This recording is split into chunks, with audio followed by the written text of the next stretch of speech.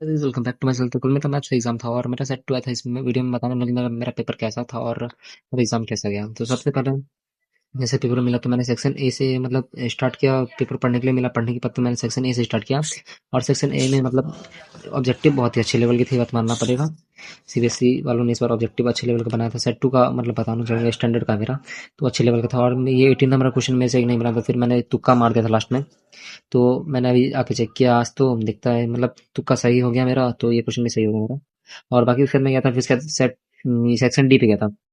Section D पे 5 number का question था। 5 नंबर के क्वेश्चन होते हैं, तो ये मैंने किया। उसके बाद से 34 तक किया। 35 का क्वेश्चन ये थोड़ा दिखने में लग रहा था कि हार्ड है, बट कुछ लोग तो इसको क्या ही मतलब जेई के एग्जाम में मतलब रोटेशन का एक क्वेश्चन आया था 2016 में, 2016 में।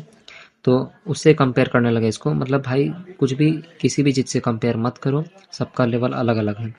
और ये क्वेश्चन मैं एक्सप्लेन भी कर देता हूँ। यहाँ पूछा गया था name the quadrilateral M Q B N. तो सिंपली इसमें शायद टाइप ऑफ क्वाड्रिलेटरल बताना था, लेकिन फिर भी दिमाग में मतलब क्या ही चल रहा था उस टाइम, तो मैं क्वाड्रिलेटरल बना के एम क्यू बी एन लिख के आ गया। और नंबर 2 छोड़ के number find the length T B. और टी बी ये निकल जाता क्योंकि T Q P T P दिया हुआ था, टी पी की इक्वल होता, और ये T Q minus Q B करके डी बी निकल जाता। और ये find the length M N जो था ये पाइथागोरस थ्योरम से निकल जाता। बाकी नंबर 2 का क्वेश्चन ये थोड़ा पता नहीं किस लेवल का क्वेश्चन था, कैसा क्वेश्चन था नहीं पता। इसमें जस्टिफाई करना जस्टिफाई हो ही नहीं रहा था, फिर भी मैंने कुछ भी लिख के आ गया। और ये सेक्शन ए जो था, सेक्शन ई मैंने किया। सेक्शन ई में बस ये एक मतलब गलती से छूट गया, नजर ही नहीं मतलब मैंने देखा। तो इसके बाद पता नहीं कैसे छूट गया ये क्वेश्चन, आज आके पता चल रहा है। मतलब कल तो लग रहा था कि 80 में 80 बना गया हूं, लेकिन ये छूट गया 2 नंबर का क्वेश्चन। खैर कोई बात नहीं। तो ये इसके बाद एक क्वेश्चन था केस बेस्ड क्वेश्चन में। केस बेस्ड क्वेश्चन में पहली बात तो ये कि सीबीएसई वाले कुछ भी पूछ लेते हैं, तो कौन कुछ भी भरोसा नहीं है।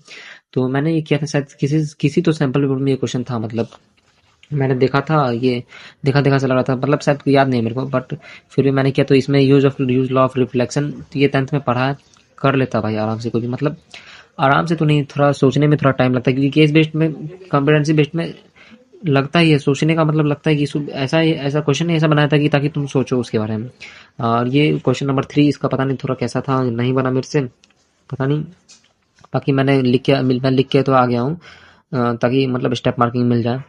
और फिर उसके बाद मैं जाता हूँ, फिर सेक्शन सी पे जाता हूँ। सेक्शन सी में मेरे से बस ये 26 नंबर का क्वेश्चन मैंने ये H C F L C वाला गलती कर दिया मैंने, बताऊंगा भाई पता नहीं कैसे हो गया। और ये हाँ, ये क्वेश्चन सारा हो गया। मतलब सरफेस एरिया वगैरह तो लेंदी रहता ही है। और ये 29 नंबर में एक प्रोबेबिलिटी का क्वेश्चन आया था।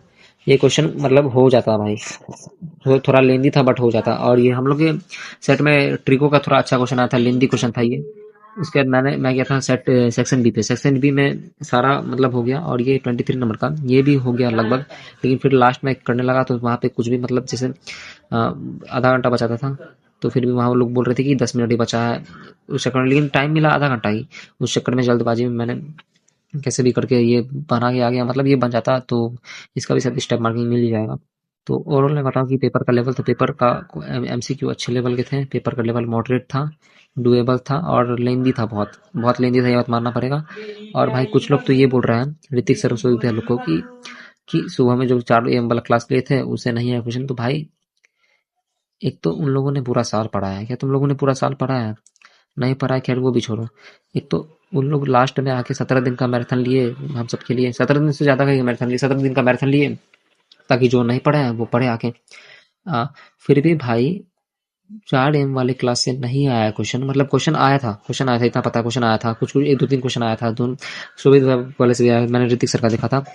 एक तो उन लोग 5 बजे, 5:30 बजे तक सुबह मेहनत करके मतलब हम लोग के लिए किए इतना, फिर भी उन लोग को ब्लेम कर रहे हैं कि नहीं आया क्वेश्चन। आया तो क्वेश्चन आया था भाई। और भाई अगर तुम लोग नहीं पढ़े तो तुम्हारी गलती है, टीचर की गलती नहीं है।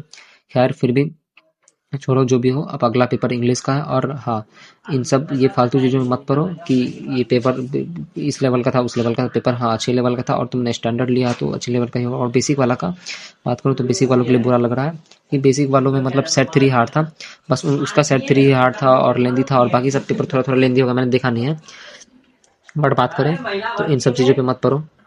तुम्हारा अगला एग्जाम इंग्लिश का है, उस पर फोकस करो। इंग्लिश के एग्जाम के लिए ऑल द बेस्ट। बाकी 4 के आना इंग्लिश का एग्जाम। अगली मिलते हैं अगली वीडियो में। Thanks for watching.